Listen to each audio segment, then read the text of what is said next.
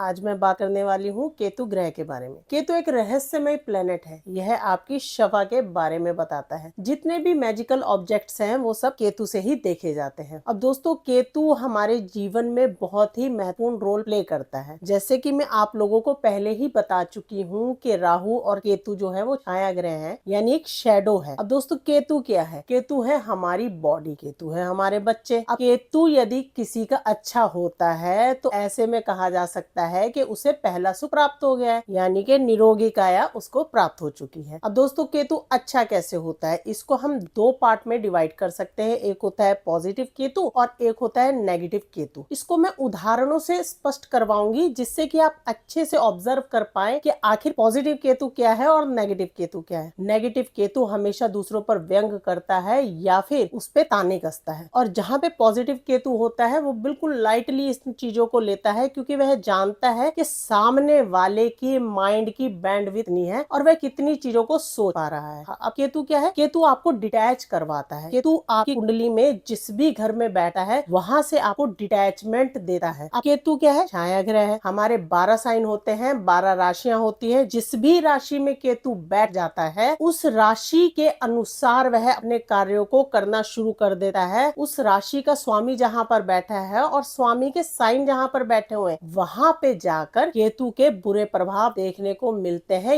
यदि वह आपकी हॉरोस्कोप में गलत भाव में बैठ गया है। अब दोस्तों, केतु कैसे पता लगे हमें गलत भावों में बैठा हुआ है? अब दोस्तों, माना जाता है केतु यदि आपकी हॉरोस्कोप में 6 से लेकर 12 भाव तक कहीं पर बैठ जाता है तो ऐसे में स्थितियां अच्छी ही मानी जाती है, क्योंकि 6 से लेकर 12 भाव जो हो गया, अगर हम इसको एज वाइज डिवाइड करें तो ये दो पार्ट में हो जाता है। पहले से लेकर 6 तक आपकी लाइफ का एक स्पैन हो जाता है और 6 से लेकर 12 तक आपका एक स्पैन हो जाता है।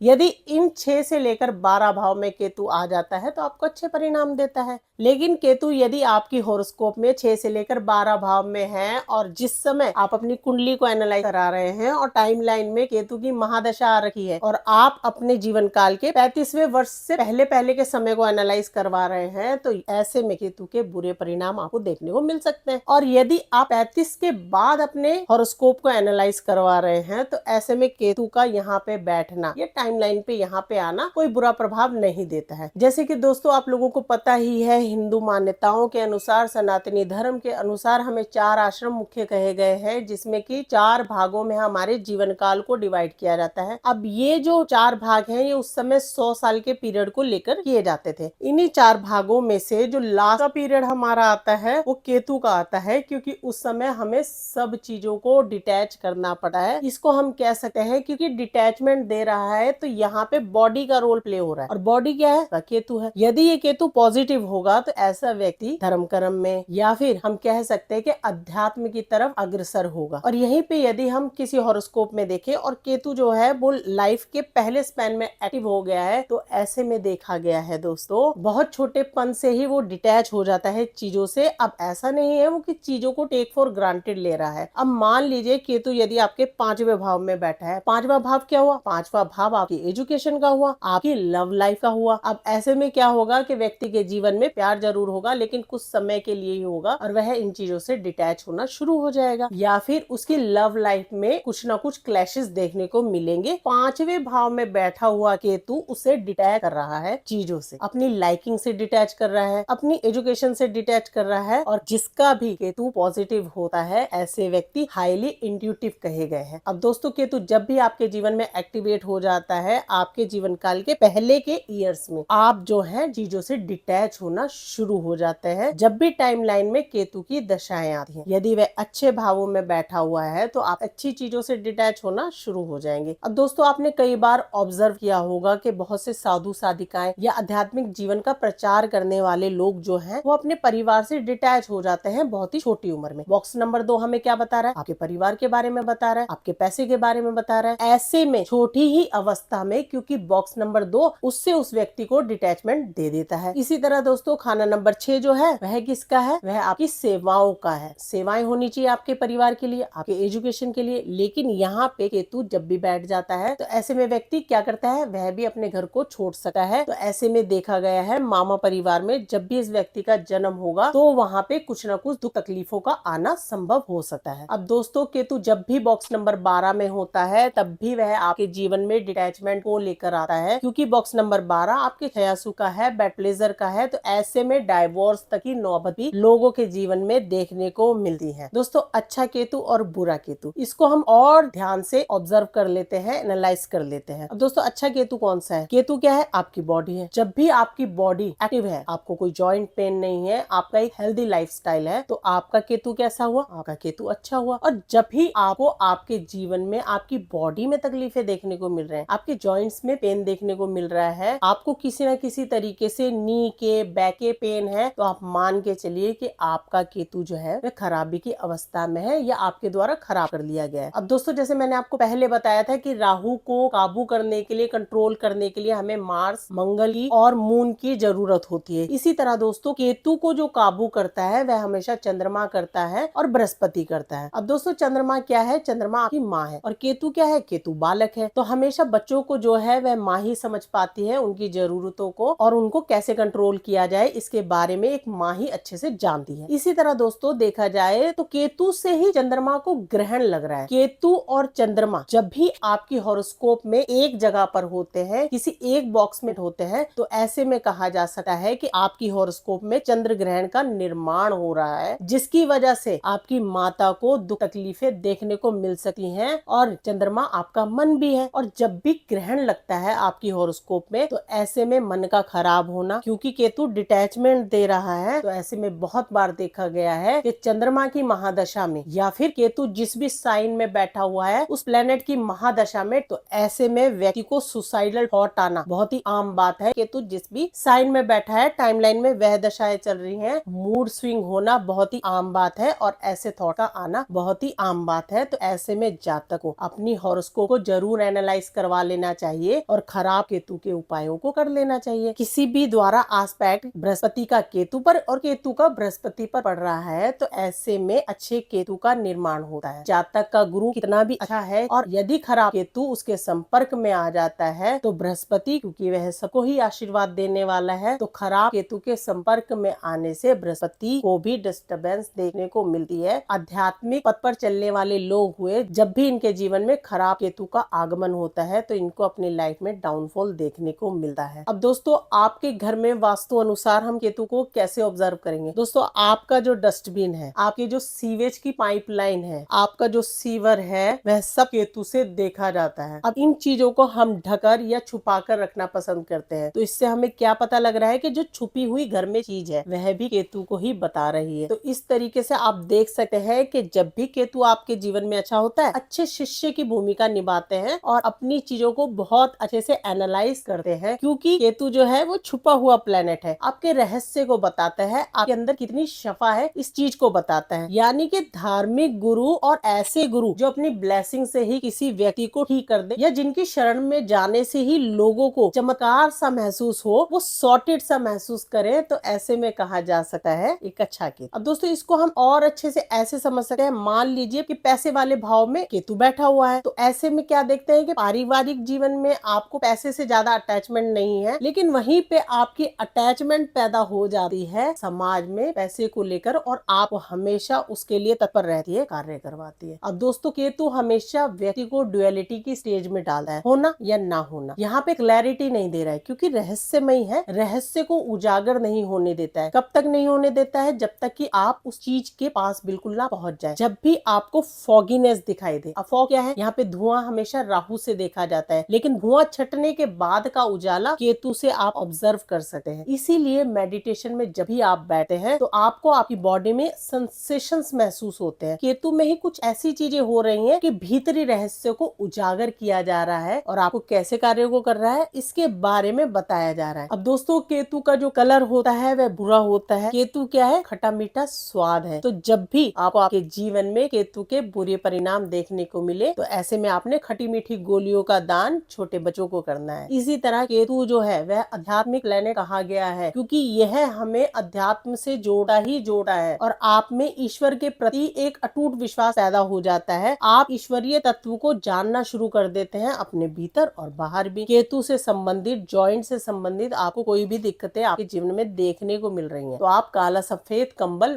मंदिर में दान कर सकते हैं। दोस्तों, आज की वीडियो में हमने जाना कि केतु बहुत ही महत्वपूर्ण प्लेनेट है आपके लाइफस्टाइल को शेप अप करने के लिए। यदि आपको आपके जीवन में कोई भी केतु से रिलेटेड समस्याएं देखने को मिल रही हैं, टाइमलाइन में आपका केतु का पीरियड चल रहा है, तो दोस्तों वीडियो के डिस्क्रिप्शन में फ्री योगदान का लिंक प्रोवाइड किया गया है, जिसमें आप अपनी डिटेल को फिल कर हमसे एस्ट्रो और वास्तु पर एडवाइस ले सकते हैं। दोस्तों, आज की वीडियो में इतना ही। उम्मीद है मेरी ये जानकारी आप लोगों को अच्छी लगी होगी। So keep observing and stay tuned. धन्यवाद।